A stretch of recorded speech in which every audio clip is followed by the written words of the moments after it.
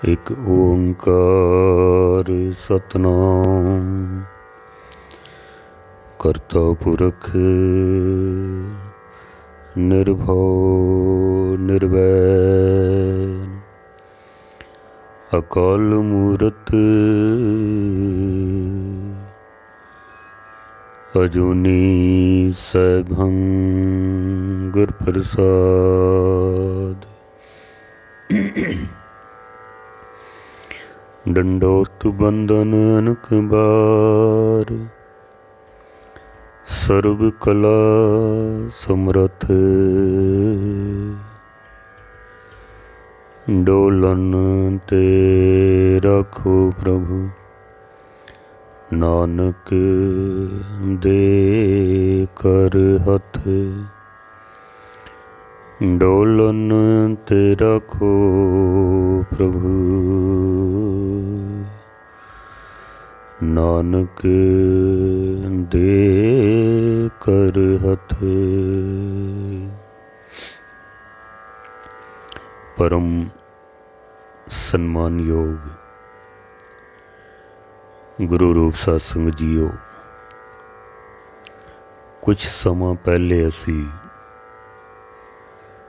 गुरु ग्रंथ साहब महाराज जी की पावन पंक्तियां करतूत पशु की मानस जात लोक पचारा करे दिन रात। इन्हां पंक्तियां नूं असीं आधार बना के गुरु ग्रंथ साहब महाराज दे विच आए होए जीव जंतु पशु पंछी जल दे जीव जिन्हां दा जिक्र आया है उन्हां दियां विचारां आपने सरवण कीतियां हन। कुछ बाहर प्रोग्राम होण करके कुछ होर भी रुझेवें होण करके इस सबजैक्ट नूं कुछ समय वास्ते बंद कर दिता गया सी। अज तो असी फिर इस नूं आरंभ करन लगे हाँ। बाकी जो जीव जंतु रहिंदे हन जिन्हां दे नाम गुरु ग्रंथ साहब दे विच आए हन, उन्हां दियां भी बाकी विचारां हुण रेगूलर असी समाप्ति तक करांगे। सो आओ हुण उसे लड़ी दे विच अज दी विचार जो गुरु ग्रंथ साहब महाराज दे विच आई है, कबीर साहब जी दा शब्द है और भगत धन्ना जी दा शब्द है, जिस विच मझ दा भैंसे दा जिक्र कीता है। विचारां आरंभ कर सकता उस तो पहले 10वें पातशाह की बख्शिश की हुई पावन पवित्र फतेह सनिमर प्रवान करनी। वाहिगुरु जी का खालसा वाहिगुरु जी की फतेह। भगत कबीर साहब जी का पावन शब्द है गुरु ग्रंथ साहब के अंदर। गौड़ी कबीर जी की नाल रलाए लिखिया महला पंजवां। इस पावन शब्द दे विच भगत कबीर साहब ने जिक्र किया है कि ऐसो अचरज देखियो कबीर दद के भोले बिरोले नीर रहाओ। हरी अंगूरी गदहा चरे नित उठ हासे हींगे मरे। माता पैंसा अमूहा जाए माता पैंसा अमूहा जाए कुद कुद चरे रसातल पाए। भगत कबीर साहब ने इस विच भैंसे का जिक्र किया है। माता पैंसा अमूहा जाए। पैंसा हिंदी भाषा विच असी भैंसा कह दिंदे हां, पंजाबी दे विच कट्टा कह दिंदे ने, झोटा कह दिंदे हां असी। भगत ਧੰਨਾ ਜੀ ਨੇ ਮੱਝ ਦਾ ਜ਼ਿਕਰ ਕੀਤਾ ਹੈ। ਗਊ ਭੈਂਸ ਮੰਗੋ ਲਾਵੇਰੀ, ਇੱਕ ਤਾਜਨ ਤੁਰੀ ਚੰਗੇਰੀ। ਕਰ ਕੀ ਗੀਹਨ ਚੰਗੀ, ਜਨ ਧੰਨਾ ਲੇਵੇ ਮੰਗੀ। ਮੱਝ, ਗਊ, ਘੋੜੇ, ਹਾਥੀ, ਊਂਠ, ਬੱਕਰੀਆਂ, ਭੇਡਾਂ, ਇਹ ਆਦਿ ਕਾਲ ਤੋਂ ਮਨੁੱਖ ਦੇ ਕੋਲ ਪਸ਼ੂ ਧਨ ਦੇ ਰੂਪ ਵਿੱਚ ਰਿਹਾ ਹੈ। ਮਨੁੱਖ ਨੇ ਇਹਨਾਂ ਪਸ਼ੂਆਂ ਦੇ ਕੋਲੋਂ ਬੜੇ ਕੰਮ ਲਏ ਹਨ। ਬਾਰਬਰਦਾਰੀ ਦਾ ਕੰਮ ਵੀ ਇਹਨਾਂ ਤੋਂ ਲਿਆ ਜਾਂਦਾ ਸੀ। ਸਾਮਾਨ ਇੱਕ ਜਗ੍ਹਾ ਤੋਂ ਢੋ ਕੇ ਦੂਜੀ ਜਗ੍ਹਾ 'ਤੇ ਲੈ ਕੇ ਜਾਣਾ। ਕੁਛ ਬੈਲਾਂ ਦੇ ਉੱਤੇ, ਭੈਂਸਿਆਂ ਦੇ ਉੱਤੇ, ਕੱਟਿਆਂ 'ਤੇ, ਊਂਠਾਂ 'ਤੇ, ਘੋੜਿਆਂ ਦੇ ਉੱਤੇ, ਹਾਥੀਆਂ 'ਤੇ ਟਰਾਂਸਪੋਰਟ ਦਾ ਕੰਮ ਵੀ ਇਹਨਾਂ ਪਸ਼ੂਆਂ ਕੋਲੋਂ ਲਿਆ ਜਾਂਦਾ ਸੀ। ਫਿਰ ਇਹਨਾਂ ਪਸ਼ੂਆਂ ਨੂੰ ਵੇਚ ਕੇ, ਖਰੀਦ ਕੇ ਮਨੁੱਖ ਨੇ ਇਹਨਾਂ ਦੇ ਨਾਲ ਆਪਣੇ ਪਰਿਵਾਰ ਦਾ ਗੁਜ਼ਾਰਾ ਵੀ ਕੀਤਾ ਹੈ। ਇੰਝ ਕਹਿ ਲਓ ਕਿ ਮਨੁੱਖ ਨੂੰ ਪਾਲਣ ਪੋਸ਼ਣ ਕਰਨ ਵਾਸਤੇ ਇਹਨਾਂ ਪਸ਼ੂਆਂ ਦਾ ਸਹਾਰਾ ਲੈਣਾ ਪਿਆ। ਕਿਧਰੇ ਇਹਨਾਂ ਦਾ ਦੁੱਧ ਵੇਚ ਕੇ, ਕਿਧਰੇ ਪਸ਼ੂਆਂ ਨੂੰ ਵੇਚ ਕੇ, ਫਿਰ ਖਰੀਦ ਕੇ, ਹੋਰ ਫਿਰ ਅੱਗੇ ਪਸ਼ੂਆਂ ਦਾ ਵੰਸ਼ ਵਧਾ ਕੇ, ਫਿਰ ਉਹਨਾਂ ਨੂੰ ਅੱਗੇ ਵੇਚ ਦੇਣਾ, ਖਰੀਦ ਲੈਣਾ, ਪਸ਼ੂਆਂ ਨੂੰ ਦੇ ਕੇ ਹੋਰ ਦੂਸਰੇ ਸਮਾਨ ਖਰੀਦ ਲੈਣੇ। ਮਨੁੱਖ ਦੇ ਜੀਵਨ ਨੂੰ ਚਲਾਉਣ ਵਾਸਤੇ ਇਹਨਾਂ ਪਸ਼ੂਆਂ ਨੇ ਬੜਾ ਅਹਿਮ ਰੋਲ ਅਦਾ ਕੀਤਾ ਹੈ। ਇੰਝ ਕਹਿ ਲਓ ਕਿ ਪੁਰਾਣਾ ਸਿਸਟਮ ਇਹੀ ਸੀ। ਖੇਤੀਬਾੜੀ ਦੇ ਕੰਮ ਕਰਨੇ ਨੇ ਤਾਂ ਪਸ਼ੂਆਂ ਨੇ ਕਰਨੇ ਨੇ ਸਾਰੇ। ਇਹਨਾਂ ਦੇ ਨਾਲ ਹੀ ਹਲ ਜੋਤੇ ਜਾਂਦੇ ਸਨ, ਇਹਨਾਂ ਦੇ ਨਾਲ ਹੀ ਬੀਜ ਪਾਏ ਜਾਂਦੇ ਸਨ। ਪਾਣੀ ਖੂਹ ਤੋਂ ਖੇਤੀ ਦੇ ਵਿੱਚ ਪਾਣੀ ਦੇਣਾ, ਇਹਨਾਂ ਪਸ਼ੂਆਂ ਨਾਲ ਹੀ ਸਾਰਾ ਕੰਮ ਚੱਲਦਾ ਸੀ। ਪਸ਼ੂਆਂ ਦਾ ਮਨੁੱਖ ਦੀ ਜ਼ਿੰਦਗੀ ਦੇ ਵਿੱਚ ਬਹੁਤ ਵੱਡਾ ਹਿੱਸਾ ਹੈ, ਜੋ ਮਨੁੱਖ ਦੀ ਜ਼ਿੰਦਗੀ ਨੂੰ ਚਲਾਉਣ ਵਾਸਤੇ ਪਸ਼ੂਆਂ ਨੇ ਬੜੇ ਅਹਿਮ ਰੋਲ ਅਦਾ ਕੀਤੇ ਹਨ। ਗੁਰੂ ਗ੍ਰੰਥ ਸਾਹਿਬ ਦੇ ਵਿੱਚ ਜ਼ਿਕਰ ਆਏ ਹਨ ਇਹਨਾਂ ਜੀਵ ਜੰਤੂਆਂ ਦੇ, ਤੋਂ ਇਸ ਵਾਸਤੇ ਆਏ ਨੇ ਵੀ ਇਹਨਾਂ ਪਸ਼ੂਆਂ ਨੂੰ ਦੇਖ ਕੇ ਗੁਰਬਾਣੀ ਨੇ ਮਨੁੱਖ ਨੂੰ ਸਿੱਖਿਆ ਦਿੱਤੀ ਹੈ ਵੀ ਇਹਨਾਂ ਪਸ਼ੂਆਂ ਕੋਲੋਂ ਕੁਝ ਸਿੱਖ ਲੈ। ਬਾਬਾ ਫਰੀਦ ਦਾ ਸ਼ਲੋਕ ਅਸੀਂ ਪੜ੍ਹਦੇ ਹਾਂ। ਫਰੀਦਾ ਬਲਹਾਰੀ ਤਿਨਾ ਪੰਖੀਆਂ, ਜੰਗਲ ਜਿੰਨਾ ਵਾਸ, ਕੱਕਰ ਚੁਗਨ ਥਲ ਵਸਨ, ਰੱਬ ਨਾ ਛੋੜਨ ਪਾਸ। ਕਈ ਪਸ਼ੂਆਂ ਦੇ ਸੁਭਾਅ ਇਤਨੇ ਚੰਗੇ ਨੇ ਕਿ ਮਨੁੱਖ ਨੂੰ ਵੀ ਫੇਲ ਕਰ ਜਾਂਦੇ ਹਨ। ਕਈ ਪਸ਼ੂਆਂ ਦੇ ਮਾੜੇ ਸੁਭਾਅ ਮਨੁੱਖ ਦੇ ਅੰਦਰ ਫਸੇ ਹੋਏ ਨੇ। ਮਹਾਰਾਜ ਨੇ ਇਹਨਾਂ ਤੋਂ ਸੁਚੇਤ ਕੀਤਾ ਹੈ ਵੀ ਜਿਹੜਾ ਮਾੜਾ ਸੁਭਾਅ ਹੈ ਤੇਰਾ, ਉਹਨੂੰ ਬਾਹਰ ਕੱਢ। ਜਿਹੜੇ ਚੰਗੇ ਸੁਭਾਅ ਨੇ ਉਹਨਾਂ ਨੂੰ ਧਾਰਨ ਕਰ। ਗੁਰੂ ਗ੍ਰੰਥ ਸਾਹਿਬ ਮਹਾਰਾਜ ਦੇ ਵਿੱਚ ਇਸ ਵਾਸਤੇ ਹੀ ਇਹਨਾਂ ਸਾਰੇ ਜੀਵ ਜੰਤੂਆਂ ਦੇ ਜ਼ਿਕਰ ਆਏ ਹਨ। ਗੁਰੂ ਅਰਜਨ ਦੇਵ ਜੀ ਮਹਾਰਾਜ ਨੇ ਕਹਿਣਾ ਵੀ ਪਿਆ ਕਿ ਕਰਤੂਤ ਪਸ਼ੂ ਕੀ, ਮਾਨਸ ਜਾਤ ਲੋਕ ਪਚਾਰਾ, ਕਰੇ ਦਿਨ ਰਾਤ। ਕਿਧਰੇ ਐਸਾ ਤਾਂ ਨਹੀਂ ਕਿ ਤੂੰ ਪਸ਼ੂ ਹੀ ਬਣਿਆ ਹੋਇਆ ਵੇ। ਪਸ਼ੂ ਤੇ ਪਸ਼ੂ ਹੈ ਹੀ ਨੇ। ਮਨੁੱਖ ਤੂੰ ਕਿਧਰੇ ਪਸ਼ੂ ਤਾਂ ਨਹੀਂ ਬਣਿਆ ਹੋਇਆ। ਇਸ ਵਾਸਤੇ ਹੀ ਮਹਾਰਾਜ ਨੇ ਬਹੁਤ ਸਾਰੇ ਜੀਵ ਜੰਤੂਆਂ ਦਾ, ਪਸ਼ੂਆਂ ਦਾ ਜ਼ਿਕਰ ਕੀਤਾ ਹੈ। ਜਦਕਿ ਕਈ ਜਗ੍ਹਾ ਤੇ ਮਹਾਰਾਜ ਕਹਿੰਦੇ ਨੇ ਕਿ ਪਸ਼ੂ ਮਿਲੇ ਚੰਗਿਆਈਆਂ, ਖਲ ਖਾਵੇ ਅੰਮ੍ਰਿਤ ਦੇ, ਨਾਮ ਵਿਹੂਣਾ ਆਦਮੀ, ਤ੍ਰਿਗ ਜੀਵਨ ਕਰਮ ਕਰੇ। ਇਹ ਪਸ਼ੂ ਤਾਂ ਚੰਗੇ ਨੇ, ਖਲ ਖਾਂਦੇ ਨੇ, ਘਾਹ ਖਾਂਦੇ ਨੇ, ਬਦਲੇ ਦੇ ਵਿੱਚ ਅੰਮ੍ਰਿਤ ਰੂਪੀ ਦੁੱਧ ਦਿੰਦੇ ਹਨ। ਪਰ ਮਨੁੱਖ ਪਰਮੇਸ਼ਰ ਦੇ ਨਾਮ ਤੋਂ ਬਿਨਾਂ ਆਪਣਾ ਜੀਵਨ ਅਜਾਈ ਗਵਾਉਂਦਾ ਪਿਆ। ਇਹ ਪਸ਼ੂਆਂ ਤੋਂ ਵੀ ਥੱਲੇ ਹੈ, ਪਸ਼ੂ ਤੋਂ ਵੀ ਥੱਲੇ।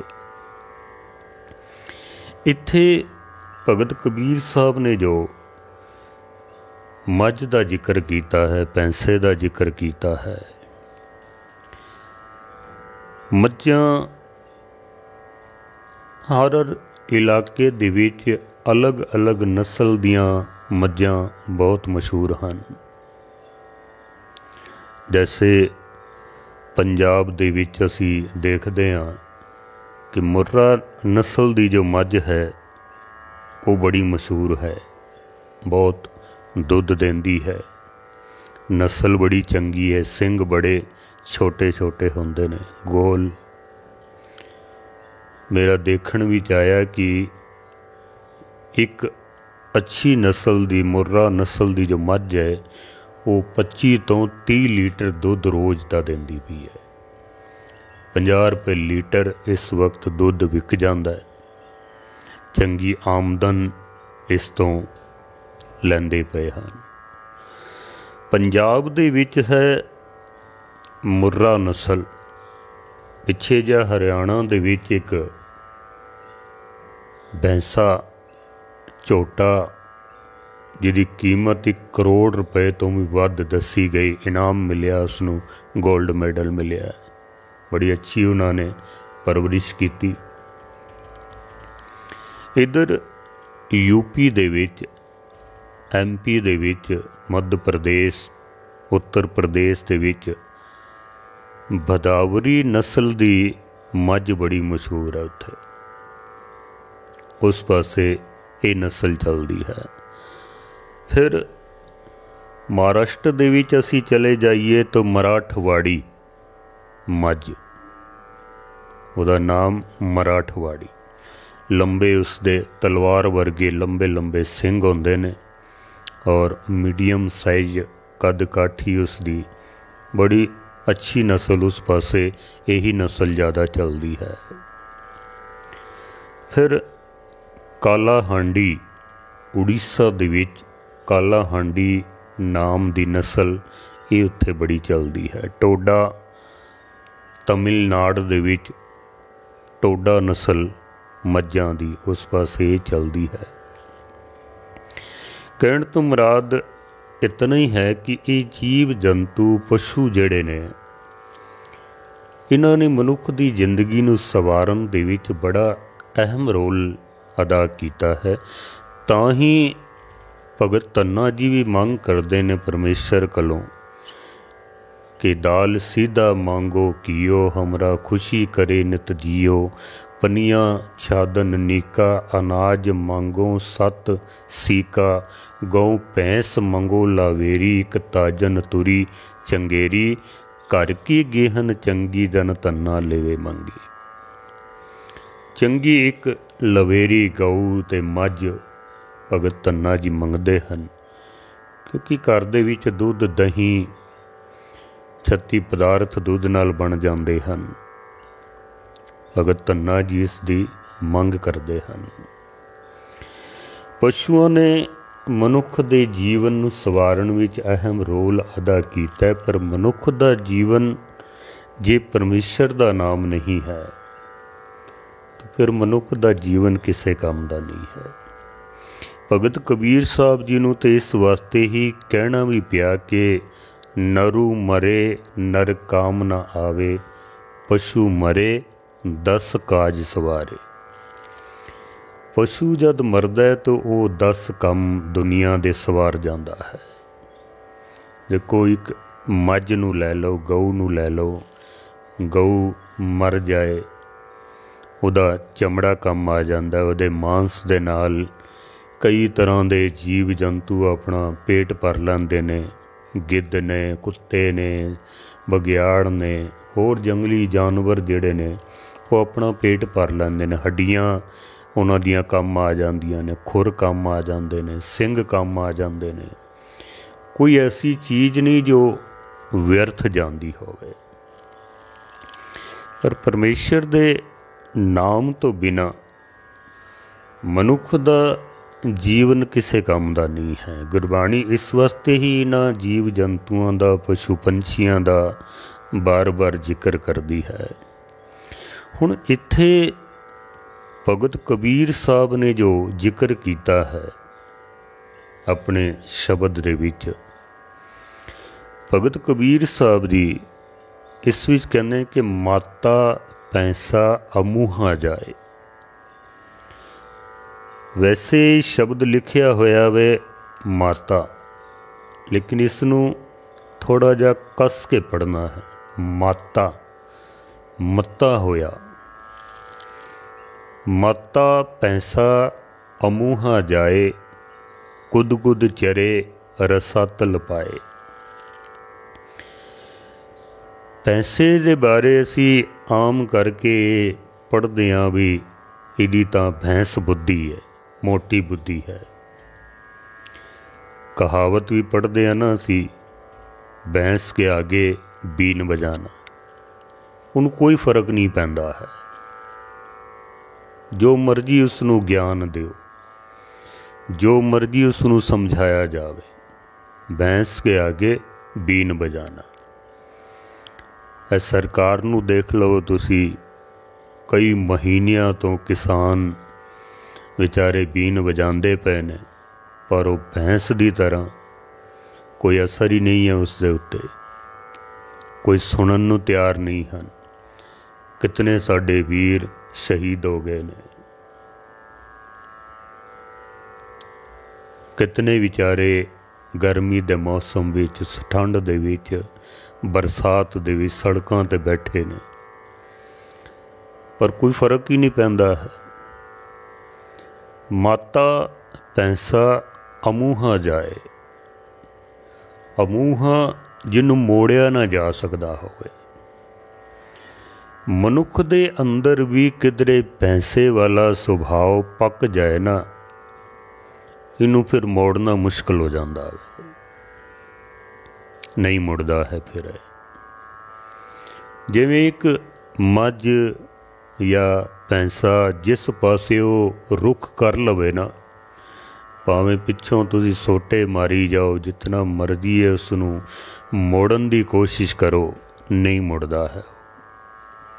भगत कबीर साहब यही इत्थे मनुख नूं समझा रहे हैं कि माता पैसा अमूहा जाए, कुद कुद चरे रसातल पाए। मनुख का भी सुभाव कई वारी पैसे की तरह बन जाता है, जो कभी मुड़दा नहीं है। देखो, एक बंदा कोई गलत काम करता है, उन्होंने रोकया जाए, रुक जाता है। पर जे उसनूं किसी ने रोकया नहीं, वो काम करदियां करदियां उहदी फिर आदत बन जाती है। आदत एक दिन पक के ते फिर सुभाव बन जाती है। सुभाव जिस दिन बन जाता है, फिर उसनूं बदलना बड़ा मुश्किल हो जाता है। फिर ते बड़े बड़े अवतारां ने, देवी देवतावां ने, ऋषि मुनिया ने भी हथ खड़े कर दिते कि असी इसका सुभाव नहीं बदल सकते हाँ। बाबा फरीद भी कहते हैं कि फरीदा कुकेंदियां झागेंदियां मती देंदियां नित, जो शैतान मुंजाया से कित फेरन चित। बाबा फरीद कहते हैं कि जिसका मन शैतान की तरह बन जाए, उन्होंने फिर बदलना बड़ा मुश्किल काम है, उन्होंने नहीं बदलिया जा सकता है। मनुख दे अंदर भी जेड़ा सुभाव पक जाता है ना, उन्होंने बदलना बड़ा मुश्किल होता है, बहुत मुश्किल। जिवें कागज़ दे उत्ते असी पेंसिल दे नाल लिख दईए, बच्चे लिखते ना पेंसिल नाल, पेंसिल दा लिखिया होया रबड़ दे नाल मिटाया जा सकता है। असी उसनूं मिटा के फिर कोई दूसरे अखर लिख सकते हाँ। पर जे किधरे पेन दे नाल लिखिया जाए, स्याही नाल लिख दिता जाए, फिर वो मिटाना बड़ा मुश्किल हो जाता है, वो नहीं मिटता। फिर इसे तरह ही जे मनुख दे अंदर कोई कच्चा सुभाव है उन्होंने बदलिया जा सकता है, पर जे किधरे सुभाव पक जाए ना तो फिर उन्होंने बदलना बड़ा मुश्किल हो जाता है, बहुत मुश्किल। भगत कबीर साहब जी ने इत्थे पैसे की उदाहरण दी है कि कईयां दे सुभाव पैसे की तरह बन जाते हैं। एक बारी जिस पासे रुख कर लेंदे ना फिर उन्होंने मोड़ना बड़ा मुश्किल हो जाता है। भाई साहब भाई गुरदास जी ने प्रमाण बड़े सोहने दिते हैं इहदे उत्ते। भाई साहब कहते हैं कि कंचन कलश जैसे बांको पयो सुधो होए, माटी को कलश फूटे जुरे न जतन से। सोने का घड़ा अगर टुट जाए ना तो उन्हें जोड़िया जा सकता है, टेढ़ा हो जाए उन्हें ठीक किया जा सकता है।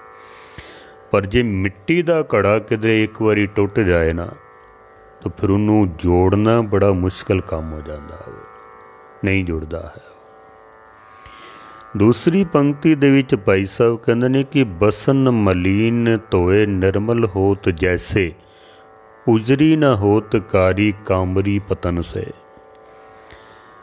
कपड़े मैले हो जान धो के साबण दे नाल उन्होंने साफ किया जा सकता है, पर जे कोई आखे कि मैं काले कंबल नूं धो धो के ते चिट्टा कर दियां इसनूं, भाई साहब कहते हैं कि नहीं हो सकता है।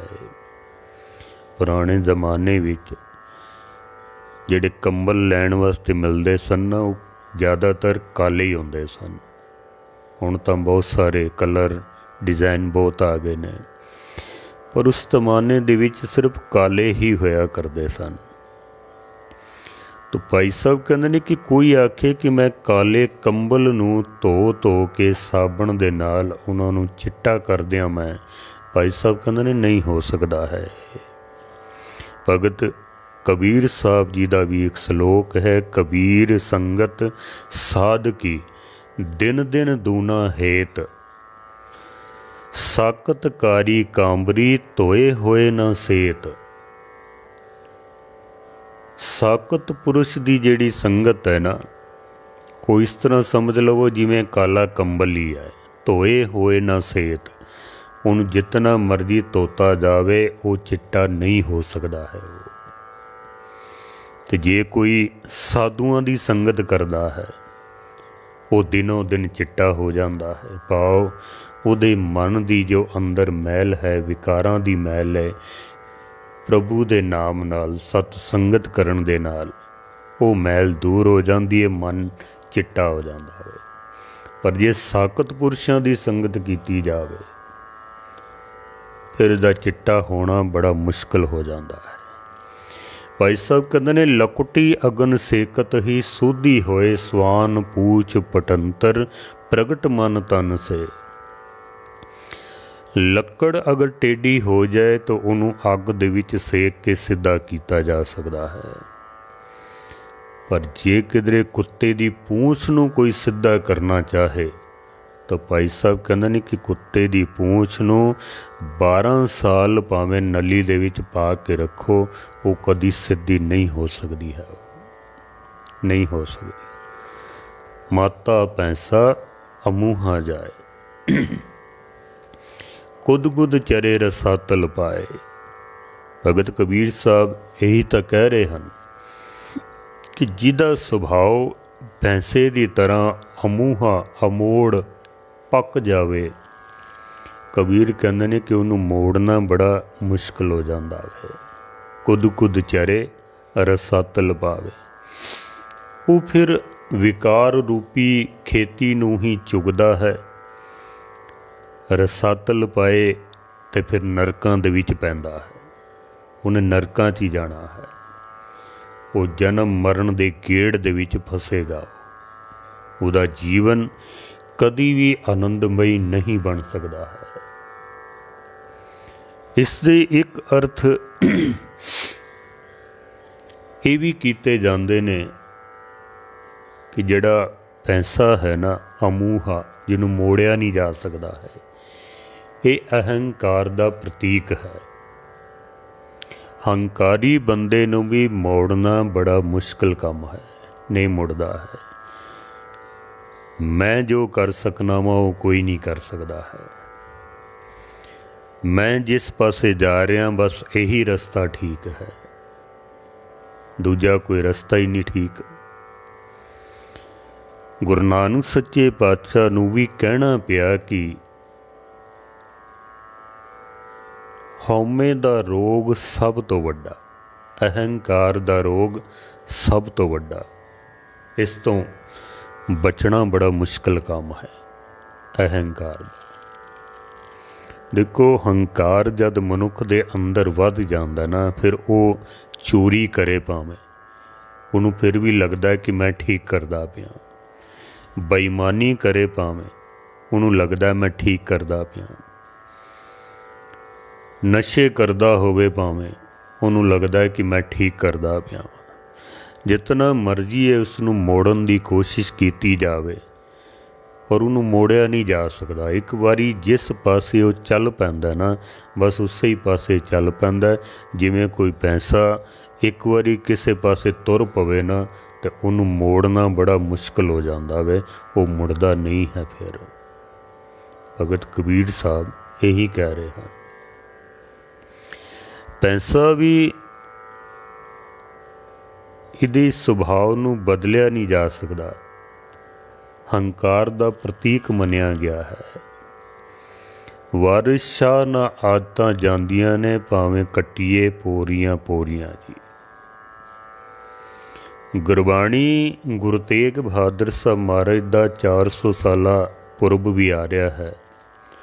महाराज सच्चे पातशाह जी जिथों अपनी बाणी की शुरुआत कर देना, तो महाराज कहते ने साधो मन का मान त्यागो। जिथों तक मन दे विच मान है, तो फिर साधु किहड़ी गल दा है। तो जे साधु है तो फिर मान किस गल दा है। बड़े प्यार दे नाल गुरु तेग बहादुर साहब महाराज की निमरता इतनी देखो भी, भावें साधु है, अंदर हंकार भी है, महाराज फिर भी उसनूं कह रहे हैं कि साधो मन का मान त्यागो। वैसे तो जे हंकार होवे तो साधु हो नहीं सकता है। साधु तो वही है जिसने साधना की होवे, पर जे हंकार है तो फिर साधु किहड़ी गल दा। लेकिन गुरु तेग बहादुर साहब महाराज की निमरता बड़ी है। महाराज सच्चे पातशाह जी कहते हैं कि साधो मन का मान त्यागो। ऐ साधु अपने मन दे विच अगर रंचक मात्र भी अहंकार है, तो महाराज कहते हैं इसनूं दूर कर, तू इनू बाहर कढ़। क्योंकि जे अंदर हंकार है तो फिर साधु नहीं हो सकता है। सिख भी नाम जो गुरु नानक सच्चे पातशाह ने दिता है, निमरता का प्रतीक है। सिख जिन्हें सिखना है, जो हर वक्त सिखण वास्ते तैयार है। जिहड़ा सिखण वास्ते तैयार है वही अपने सुभाव नूं बदल सकता है, वही बदलेगा। वरना अज कईयां नूं देखदे हां असीं अखवांदे अपने आप नूं सिख ने, पर हर वारी अहंकार दे विच मत्ते होए, पैसा बुद्धि जिन्हां दे अंदर भरी हुई है, वो अपने रस्तियां ते चली जाते हैं। मोड़न की कोशिश भी करिए, नहीं मुड़ते हैं, जितनी मर्जी कोशिश कर लो। लेकिन जो सिख है, जिन्हें सीखना में, जो सीखण वास्ते तैयार है, जो अपने सुभाव नूं बदलण वास्ते तैयार है, वो गुरु का सिख है, जिहदे अंदर निमरता है। महाराज सच्चे पातशाह जी कहते ने साधो मन का मान त्यागो, काम क्रोध संगत दुर्जन की तांते अहनिस पागो। गुरबाणी दे अंदर पैसे दे प्रथाए 4-5 पंक्तियां दे विच अलग अलग शब्दां दे विच जिक्र कीता है। भगत कबीर साहब दियां ही पंक्तियां ने। आसा राग दे विच भी फील रबाबी बलद पखावज कौआ ताल बजावे पहर चोलना गधा नाचे पैंसा भगत करावे। यही भगत कबीर साहब जी का शब्द है, जिस विच कबीर साहब ने जिक्र किया है कि फील रबाबी हाथी जिहड़ा है, मन का जो हाथी वाला सुभाव है वो रबाबी बनिया होया है, रबाब वजांदा पिया है। बलद पखावज जो बैल वाला सुभाव है वो पखावज तबला वजांदा पिया है। कौआ ताल बजावे जो कां वाला सुभाव है वो ताल बजांदा पिया है, छेणे बजांदा पिया है। पहर चोलना गधा नाचे, ते जिहड़ा गधे वाला सुभाव है इस मन का वो चोला पा के ते नृत करदा पिया है, ते पैंसा भगत करावे। तो भाई साहब कहते हैं जिहड़ा पैसे वाला सुभाव है ना इस मन का वो भगत करन वास्ते हुण चल पिया है। भगत कबीर साहब जी इस सारे शब्द दे विच समझाना कर रहे हैं कि मनुख दे किस किस तरह के सुभाव बन जाते हैं। एक और पंक्ति दे विच भगत कबीर साहब जी जिक्र करते हैं कि राजा राम ककरियां बरे पकाए किने बूझन हारे खाए। पर जे कोई सतसंगत दे विच आवे, सतपुरुषां दी साधु पुरुषां दी अगर संगत करे, अगर वो सत्संग करता है तो गुरबाणी कहती है कि उहदे सुभाव नूं फिर बदलिया जा सकता है। जे बंदा सत्संगत करन वास्ते तैयार हो जाए, सीखण वास्ते कुछ तैयार हो जाता है तो उहदे सुभाव नूं फिर बदलिया भी जा सकता है। जिवें राजा राम ककरियां बरे पकाए, अक दियां जिहड़ियां ककड़ियां हुंदियां ना कौड़ियां, राजा राम वो परमेश्वर रमिया होया राम जे किरपा कर देवे तो वो अक दियां ककड़ियां भी मिठे अंब बन सकते हैं। जैसे अस रोज़ पढ़ते हैं कि बलहारी गुर अपने देवहाड़ी सदवार जिन मानस ते देवते किए करत न लागी बार। वो मनुख तो देवते बन जाते हैं, पशुओं तो मनुख बन जाते हैं। पशु सुभाव साढ़े अंदरों जो है वो निकल जाता है। तो पैसे का सुभाव एक अमोड़वा सुभाव जिन्हों मोड़िया नहीं जा सकता है। गुरबाणी पढ़ के गुरु दे दसे है मार्ग ते चल के असी अपने इस मन नूं पढ़ना है। किधरे ऐसा तो नहीं कि साढ़े अंदर भी है भैंसे वाला सुभाव होवे कि असी कोई ऐसे अमोड़वे रस्ते ते चलते पे होइए जितों सानू गुरबाणी मोड़ना चाहती है तो असी मुड़ते नहीं पे। हाँ, जिवें कई केस कतल करांदे ने, जितना मर्जी मना किया जाए वो नहीं मुड़ते हैं। ये भैंसा बिरती है। कई नशे करते हैं, उन्होंने मोड़ना चाहिए, नहीं मुड़ते हैं। कई बेईमानियां करते हैं, विकारी ने मोड़ना चाहते हैं, नहीं मुड़ते हैं। ये भैंसा बिरती है। किधरे साढ़े अंदर हंकार ना होवे, क्योंकि अहंकार ही मनुख नूं किसी भी गल नूं मनण तो रोक लैंदा है। वो फिर अपनी अहंकार दी बुद्धि दे पिछे ही चलता है, फिर वो अपने सुभाव नूं नहीं बदलता है। सो महाराज सच्चे पातशाह जी किरपा करन, असी सतसंगत करिए, गुरु की बाणी नूं पढ़िए और अपने इस मन नूं पढ़िए। किधरे ऐसा तो नहीं कि पशुओं वाले सुभाव साढ़े मन दे अंदर चल रहे होन। अरदास करिए कि हे सच्चे पातशाह जी बलहारी गुरु अपने देवहाड़ी सदवार जिन मानस ते देवते किए करत न लागी बार। पातशाह ऐसी किरपा करो, बख्शिश करो, असी भी पशुओं के सुभाव नूं बाहर कढ़ के मनुख बन सकीए, इंसान बन सकीए, सिख बन सकीए, कोई सिख सकीए। सतगुरु ऐसी दात साडी झोली विच पाण, भुल्लां चुकां दी क्षमा। सारियां दा धन्नवाद। बहुत प्यार संगतां ने बख्शिश कीता सी। हुण भी उम्मीद करदा हाँ कि बाकी जो विचारां आप जी नूं आउण वाले दिनां विच रोज़ाना 5:15 तो 6 बजे तक दास सरवण कराएगा। होर भी जितने जीव जंतुओं के नाम आए हैं उन सारिਆਂ ਦੀ विचार आप जी ਨੂੰ ਸਰਵਣ ਕਰਾਉਣੀ है। आप इसे तरह ही दास ਨੂੰ ਅਸੀਸ ਬਖਸ਼ਦੇ रहना। सारी कथा यूट्यूब चैनल कथा सागर मनमोहन सिंह निमाणा ਉਹਦੇ ਉੱਪਰ भी सारी कथा आप जी ਨੂੰ मिल जाएगी। आप ਸਰਵਣ कर सकते हो। शेयर करो, चैनल सब्सक्राइब करो। फेसबुक पेज कथा सागर आप उस पर भी रोज़ाना कथा सरवण करते हो। फेसबुक पेज नू आप फॉलो करो, लाइक करो, शेयर कर दो, कमेंट करके ज़रूर दसो कोई कमी है, कोई गलतियां हैं आप दस सकते हो, ताकि मैं होर सुचज्जे ढंग नाल आप जी की सेवा कर सकां। भुल्लां चुकां दी क्षमा। सारियां दा धन्नवाद। वाहिगुरू जी का खालसा, वाहिगुरू जी की फतेह।